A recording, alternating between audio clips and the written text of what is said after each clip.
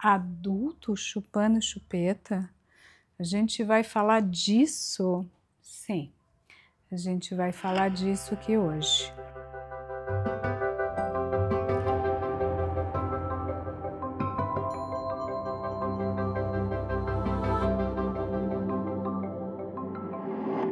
O que está acontecendo? A moda de você carregar a sua chupeta. Você é adulto? Sim. Você põe ali, ó, na bolsa com uma caixinha penduradinho, sabe? Junto com aquele ursinho, junto com aquele bonequinho, junto com aquele objetinho. Então, é um toy, é um pacifier, né? Que é a chupeta em inglês, é um pacificador, aquilo que te acalma, né? E você lembra também que cigarro é uma chupeta? É você colocar aquilo, ficar com água na boca, né? Preencher um vazio. Ó, já tô entrando no tema, né? Já tô analisando, né, a coisa de você preencher algo. Sabe aquilo que o cigarro, aliás, ele é duplamente interessante. Vamos fazer essa volta pelo cigarro, a gente já volta para a chupeta. Por que que ele é duplamente interessante? Porque você não consegue ficar com ele o tempo todo, né, na boca. Tem gente que até fica, né, mas normalmente você segura. Então lembra aquela coisa do fumante que precisa ter algo na mão? Você até precisa, talvez a mão seja mais importante do que a boca e do que a nicotina. Muitos fumantes dizem isso, sabe? Aquela timidez na balada, você tem que ter aquele cigarro para segurar ou ter algo na mão para não ficar desnudo, não ficar pelado, não ficar, né, assim, sem barreira entre você e o mundo, entre eu e o outro.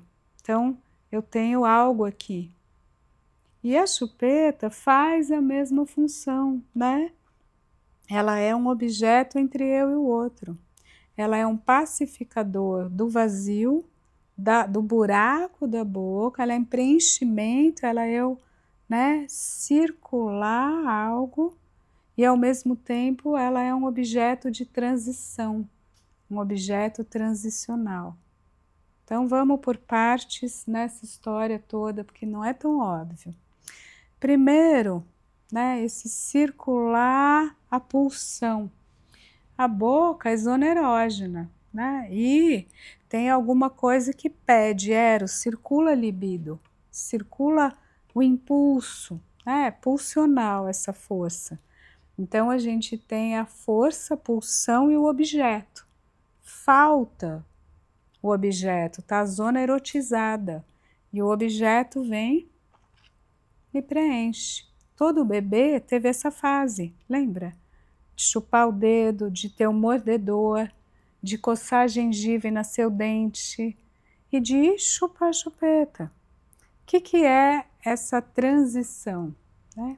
Além dessa circulação do objeto erógeno pulsional da fase oral, da oralidade, que tem todos esses objetos, né? Dedo, mordedor, chupeta, cigarro. Para algumas pessoas, mais simbolicamente, a própria palavra. Sabe gente que não para de falar? Que às vezes não importa o conteúdo, tem que ficar falando, é ocupar esse vazio, porque qualquer zona erógena é uma borda, circula pulsão, mas tem a falta. A própria zona, ela é um território a ser ocupado, a ser preenchido, ela é um buraco. E o buraco da angústia, o buraco você precisa botar algo. Aí você pega e para o bebê, né, se acalmar, chupeta. Para o adulto se acalmar, cigarro. E agora, chupeta, né? Segunda linha pulsional aqui, né? Segundo capítulo no drama. A chupeta, ela é também um objeto, como o Winnicott chamava, de objeto transicional. Assim como o cigarro, assim como, né, um objeto que você precisa carregar com você, algo que você, né, precisa estar com ele, senão você se sente vazio, exposto. Qual é a transição entre eu e o outro? Mas é aquele outro que primeiro estava com você, te segurava, te aconchegava, te dava contorno, que era a mãe, né? Ou quem fazia às vezes de mãe, fazia a função materna. Então a mãe é aquela que te recebe, é presença. E quando ela se ausenta? E quando ela não está grudada em você? Aliás, vamos melhorar o debate aqui, vamos ser um pouco mais rigoroso, mais preciso nos termos. Não é nem mãe e nem aconchego, é o peito, né? Como diria Melanie Klein, que é fundadora de uma das matrizes da psicanálise, a linha kleiniana, ela vai falar a relação com o seio, né?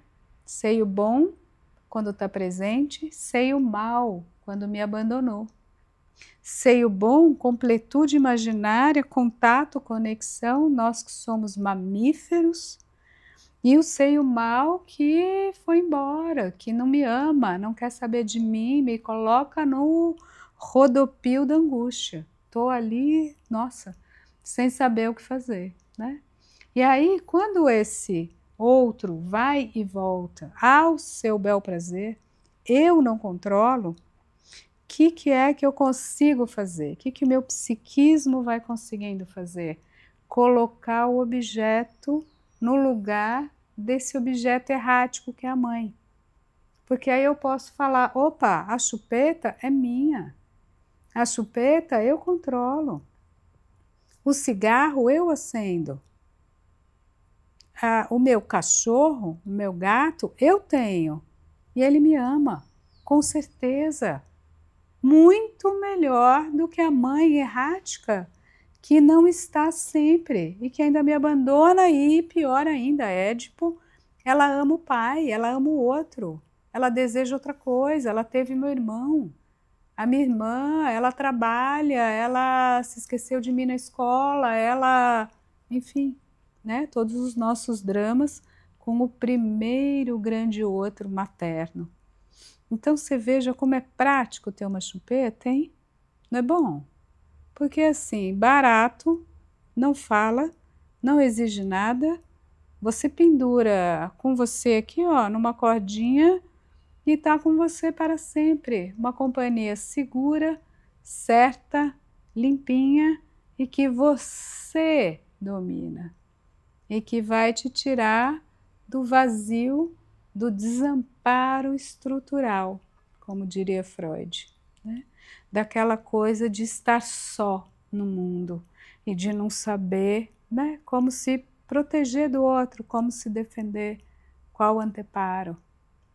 Você vê como isso vai levar a gente à última parte dessa conversa de hoje, que é como, diante da condição humana estrutural da vida, que é esse não amparo existencial, como, diante disso, somos todos crianças, somos todos pequenos, frágeis, vulneráveis, mortais, sempre no espanto do que é a condição humana.